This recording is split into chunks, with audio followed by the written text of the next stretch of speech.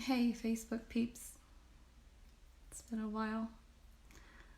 Every time I take a hiatus from doing these, it's really hard to get back to it, and I don't know why I get so nervous, but yeah, I've been actually wanting to do this video since May, but I've just had so much going on, I haven't really had a chance to get to it. But so yeah, this is gonna be about guiding kids and being there for them emotionally and giving them support and guidance. I had an experience back in May. My niece had like a whole week of field trips, and there were like 3 of them that I went on with her. And she's 6 in kindergarten, and I love kids. You know, they're adorable.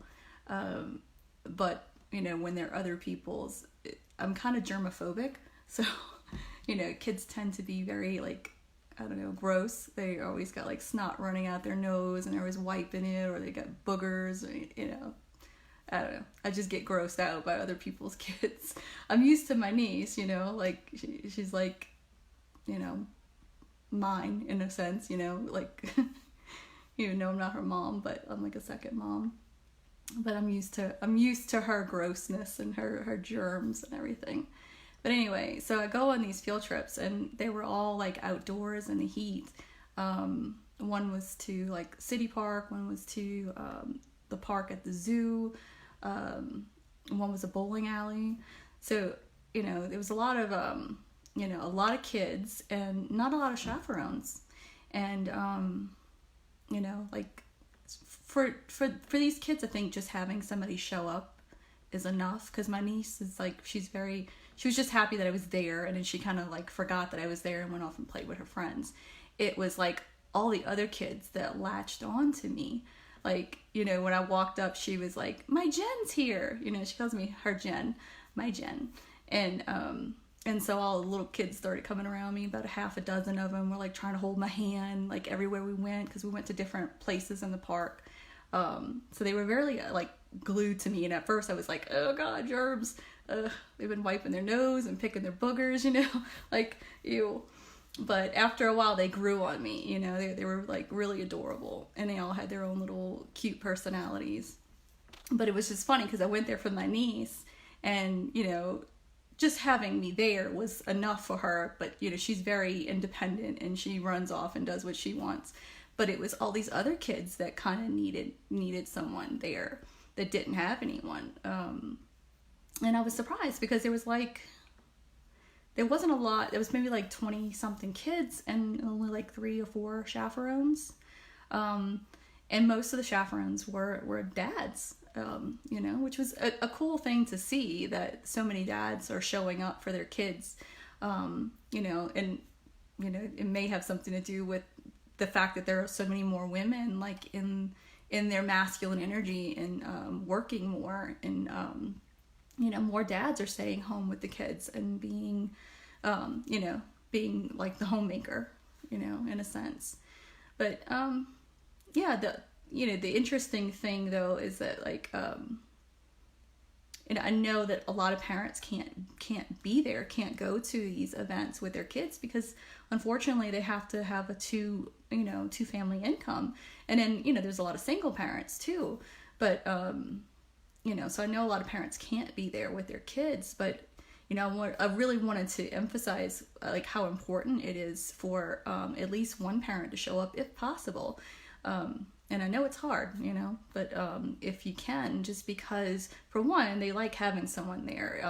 You know, it makes them feel good to know that someone showed up for them. And then the other thing is that these teachers are overwhelmed. You know, it's not the teacher's fault. You know, they're doing the best they can with the resources that they have and the help that they have. But you know, you got one teacher with like a class of 25 kids, and you know, what if no chaperones show up? Because that could be possible. Like, they never know how many chaperones are going to show up for these field trips. It could be like a half a dozen or 10, or it could be none. And you know, you've got all these little kids that are out in like a public place. They're running around. like in these public parks, you know, and that are open to other people. So the teacher can't really handle all of these kids on her own. And the other thing too, like another important reason to be there with your kid too, is because, you know, when I went, I had like a bottle of water from me and my niece, and the teachers really ration the amount of water that they give these kids. They literally punch a hole in the top of the water bottle, and they squirt a little bit in each of the kids' mouths, and when they're thirsty. But they try not to give them too much because they don't want them to have to go to the bathroom a lot, which I understand, you know, because it's you know, it's a fiasco to try to get, you know, all of these kids around the park and where they got to go and keep track of them all. But at the same time, they're out in like, you know, 90-degree heat for hours running around. And so the other thing, and the teacher really stressed this too. She's like, you know, I always tell parents, please send a lunch if you can. Like, don't let them get the school lunch, because they're not going to eat the school lunch. They're going to throw it away, for one. So they're not eating. And number two, like, it's really good to send them with something with, like, a drink with electrolytes in it, because they're out in the heat and they're not getting much water from the teachers, you know. So that's another important reason for you to go and kind of be there with your kid, because you can bring as much water as you want, and, you know, your kid can drink water whatever they want. You could take them to the bathroom whenever you want, you know, like, you know, they're very limited when they don't have anybody there with them. But, yeah, I was surprised to see that, you know, so many dads turned out. And the thing is, though, that all the dads that were there, they were there for their daughters. None of the boys had a dad there, none. And on the day that we went to the city park, we went to Sculpture Garden, and the teacher said, guys, I know you're here with girls, but could you also please keep an eye on the boys, because, you know, we're going into a sculpture garden. We don't want them to get into anything, you know, we don't have any dads here for the boys. So, you know, of course, like everybody that goes, they're more focused on their child. You know, obviously, you know, you're there to watch your kid and make sure nothing happens to them. And these dads were like more focused on their little girls, obviously. And they weren't really watching the boys. The boys were kind of like doing what they want. And, you know, there was this one, they call him the problem child. He's like, you know, super, super fair skin, blonde hair, like, you know, bleach blonde hair. And he's always apparently getting into something. And he took a crayon to one of the sculptures because nobody was watching him, right? Yeah, because everybody's, you know, in their own little world. They were focused on their child. And, you know, fortunately, when I went, my niece was like, you know, she was off doing her thing. I could still, you know, she was in my sight line, but, you know, she didn't really need me the way that some of these other kids needed me. Like, we're latching on, you know, holding my hand, and like, and they're so cute. Like, you know, they would see these little memorial markers in the park, and they would go, oh my God, somebody died, they're buried there. They didn't know, like, you know, they thought it was a grave. So it's just little things like that, but, you know, that are just so funny that they come up with. So that's the other thing. If you could go on one of these field trips, go, because you'll see like all these different personalities, and these kids come out. And you know, like when we were at the park at the zoo, we were on our way out, and you know, there was hair weave on the ground, like, you know, somebody lost their hair, I guess. And we're all walking out, and these two little African American girls saw it, and they go, oh look, hair, that's not mine, it's not mine. And the little boy, the problem child with the blonde hair, he goes, it's not mine. And he was dead serious, you know. And, you know, the two little African American girls look at him like I looked at him, like, no shit, Whitey, really? Like, I think we know it's not your hair. But it's just little things like that they come up with, and it just it's really hysterical. It's funny. But you see the different personalities, and you see that you see where some of these kids are lacking and what they're not getting. Like some of them are very independent. Like, you know, there's one little girl that, you know, she has a handicap on her arm. Like, you know, she was born with a deformed arm. It took me forever to notice it, because, you know, she's out there running around doing anything like a normal child. nothing was stopping her, you know, like she was like Supergirl. You know, meanwhile, there's this other little girl that's like crying over every little thing, like, you know, every little bump, every little, like, anytime she's inconvenienced. So you can see the kids that get babied that are always crying and whining for attention, and then you see the kids that are strong and, like, you know, they look at the other ones like, what the hell's wrong with you? Like, you know, they got it together. And then you see, like, you know, there's one little boy who's sitting all alone. You see he's the introvert type. He was more interested in the butterflies and the crows than playing with the other kids, you know. And you could see the kids that don't really get enough to eat at home. You know, they look malnourished, and they're like eating everything, like anything that the other kids don't want, they're eating it. You know, and it's sad to see, you know, but yeah, so yeah, it's just, it's a really good experience. Like, if you can go on a field trip with your kid, just to see, you know, not just to watch your kid, but to watch the other kids, to see, you know, all their different personalities, and see what, you know, you can see that they're dying. Most of them are dying to be seen and validated in some kind of way. They, you know, they latch on to anybody that's really going to give them any kind of attention. And, you know, for some reason they must think I'm like a big goofy kid or something, because they just, like, kids just gravitate towards me. You know, like, they just know I'm a germaphobe, and they got to grab me anyway and grab my hand. I'm like, ew, snot, boogers, you know. But, yeah, after a while I get used to it, but it takes me a little while.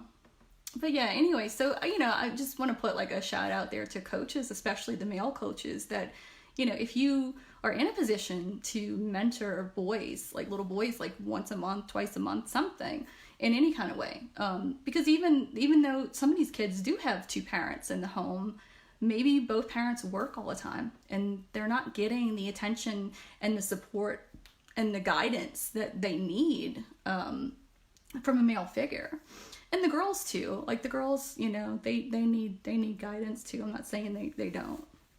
But there's so many kids out there that, like, they're so creative and they're so imaginative, and they have, like, they come up with the craziest things, and you just think, like, you know, what could they create? Like, if they really had the support from somebody that was pushing them to do something, you know, like, what could they create? What could they do? Like, you might have the next Einstein sitting in one of these classrooms, or Tesla, you know, you don't know.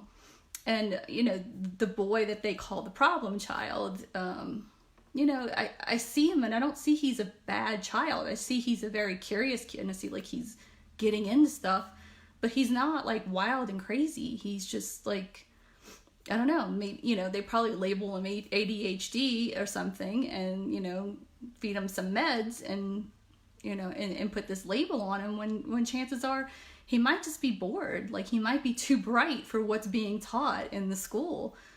He might need to learn in a different way. And there's so many kids like that, you know. The teachers are so overwhelmed. When you got like 20-something kids in a class, it's really hard to really focus individual attention on each of them, you know. And they try. I mean, you know, my niece's teacher was a really good teacher, you know. And she's doing her best, but, you know, it's hard to keep track of that many kids out in a public place and not really have a lot of help, you know. And then I felt bad because she had to go to the bathroom and she couldn't leave the kids, and at that particular day there was only 2 chaperones, so, you know, it was, yeah, it's a challenge. So yeah, just put that out there for parents, like, you know, get the chance to go with your kid at least one field trip a year or something, you know. And then if you don't get to go, like, definitely pack them a lunch that has electrolyte drinks in it, because they're not going to be getting a lot of that from the school usually. And I'm telling you, a lot of these kids were crying to me. They were like, I'm thirsty, I'm so thirsty, please, I want something to drink. And I'm like, you have to ask the teacher. I don't have anything, you know. Like, the teacher was like hoarding, you know, the cooler full of water, and just, you know, giving them a little bit here and there. But they were all dying of thirst, and, you know, it's sad. Like, I'm like, oh, I want to give them all water, but I don't have any. So yeah, so definitely pack them. If you can't go, pack them a lunch that has electrolyte drink in that, so that at least they're getting that at lunchtime, because they're not going to get much water throughout the day. So Yeah, I think that's all I got.